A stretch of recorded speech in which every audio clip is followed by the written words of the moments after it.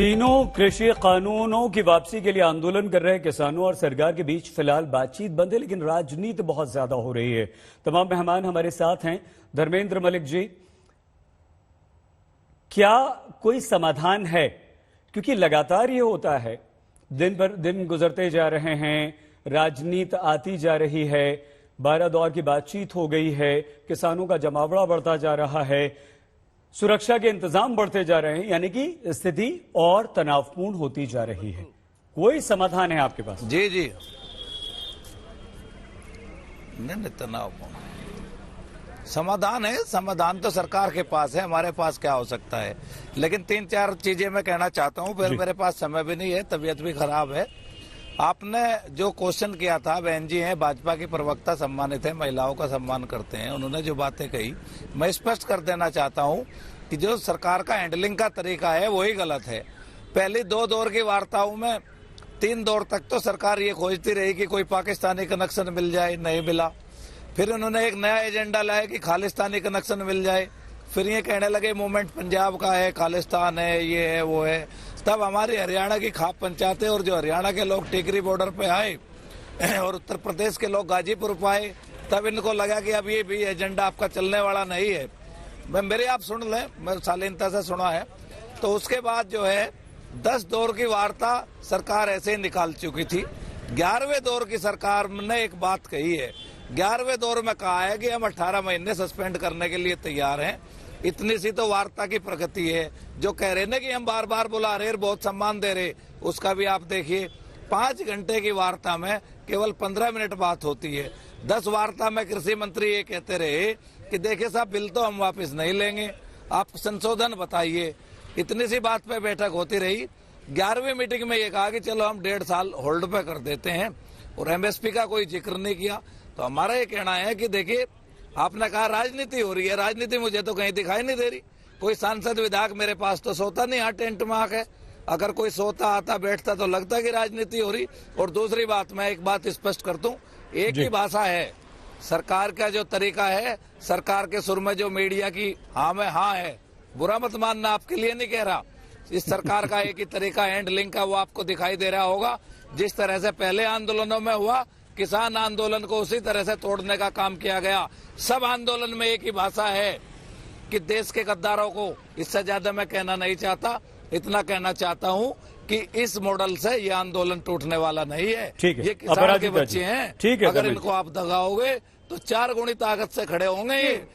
नहीं, आप दूसरों को 10 मिनट बुलाओगे। अच्छा, बोलिए 2 मिनट बोलिए 10 मिनट बोलिए। बोलिए सर, थैंक यू। कैसी बात? चलिए, आपकी तबीयत ठीक नहीं है, आप आराम कीजिए। अपराजिता जी, सारे सवाल आपके। देखिए, आप सुनिए तो अरे सुनिए तो अपराजिता जी, मैं बोल रही हूं। सारे सवाल धर्मेंद्र जी ने आपसे पूछे, और ये भी कहा कि सरकार कहीं ना कहीं कुछ ऐसी चीजें ढूंढती रही जिससे किसानों से डाइवर्ट हो जाए, लेकिन वहां भी सरकार फेल रही। बताइए। बिल्कुल नहीं, ये सरासर गलत है। देखिए, हम सब जानते हैं सरकार का आभिमुख्य क्या है।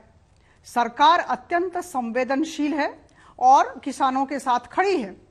मैं आपको कह दूं कि तथ्य और तर्क को आधार करके बातचीत करनी चाहिए।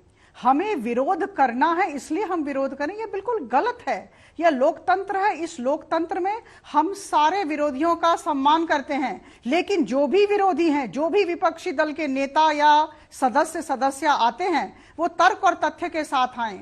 देखिए, मैं आपको, मुझे 30 सेकंड का समय दें।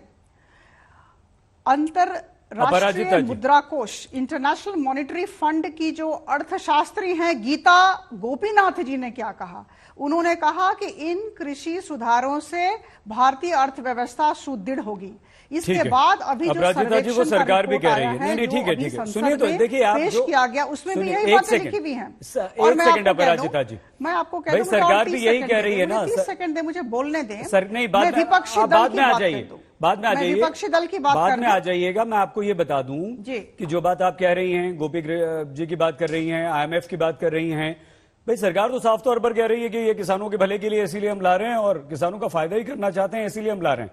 तो भाई हमारी सरकार से ज्यादा भला कोई अंतर्राष्ट्रीय संस्था थोड़ी सोचेगी हमारे किसानों। हमने नहीं कहा है, सुन तो लीजिए, इंटरनेशनल मॉनेटरी फंड ने अरे कहा मैं है। वही तो कह रहा हूं, मैं दूसरी बात कह रहा हूं। हमने नहीं कहा, हम ये कह रहे इंटरनेशनल हैं, मॉनेटरी फंड भी कह रही है। हम ये कह रहे हैं कि हमारी सरकार से हमारी सरकार भी यही कह रही है, वो तो दुनिया मान रही है, वो तो किसानों को यही समझा रही है बार बार। लेकिन जब घर का कोई बच्चा, बिल्कुल, कि सरकार हमारी अभिभावक है देश की, घर का अगर एक कोई बच्चा नहीं मानता है बात, तो अंततः कहते हैं ना कि चलो अपने मन की कर लो बेटा, कल को समझ में आएगी। तो फिर हम आपके माता पिता हैं, अभिभावक हैं, हम आ रहे हैं सुप्रिया जी, 1 मिनट आपके पास आएंगे। तो मरवा देना, इतने लोगों की मौत हो जाना, लगातार तनाव की स्थिति बढ़ना, किसान और आ रहे हैं, चले आ रहे हैं, और ऐसी स्थिति पैदा कर देना सरकार पुलिस प्रशासन का काम है ना। 100 किसान आए थे, वहीं रोक लेते आप, हजारों किसान बैठ गए, लाखों की तादाद में किसान आ गए, हजारों की तादाद में ट्रैक्टर आ गए, अस्थायी बस्तियां बन गई, अस्पताल बन गए। तो ये नाकामी नहीं है अपराजिता जी, तो क्या है? और जिस तरह से किसान लगातार और आ रहे हैं, ये आंदोलन और बढ़ेगा और गंभीर स्थिति होगी। 1 सेकंड आ रहे हैं, कुलदीप सिंह जी धालीवाल। कुलदीप सिंह जी, आवाज हमारी अब सुन पा रहे हैं आप? क्योंकि पिछली बार आपसे बात नहीं हो पाई थी जी, मुझे बोलने दें। हाँ, आ रहे हैं मैम, आ रहे हैं। अभी सुप्रिया जी के पास आएंगे, उसके बाद आपके पास आएंगे। कुलदीप जी, आवाज सुन पा रहे हैं आप?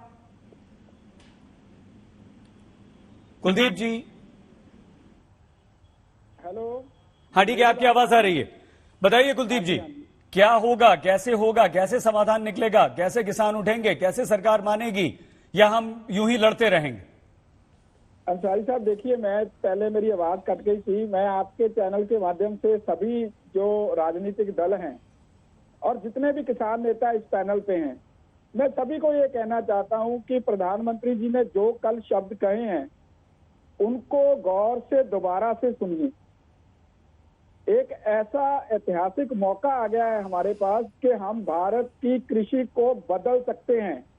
हम जिदबाजी छोड़ें, सभी जो भी, चलो चाहे किसी का कोई राजनीतिक मंतव्य हो उसी में, चाहे कोई संगठन वहां पे बैठा हो, कैसे भी करके उसको छोड़ के भैया किसान को एमएसपी दिलाओ,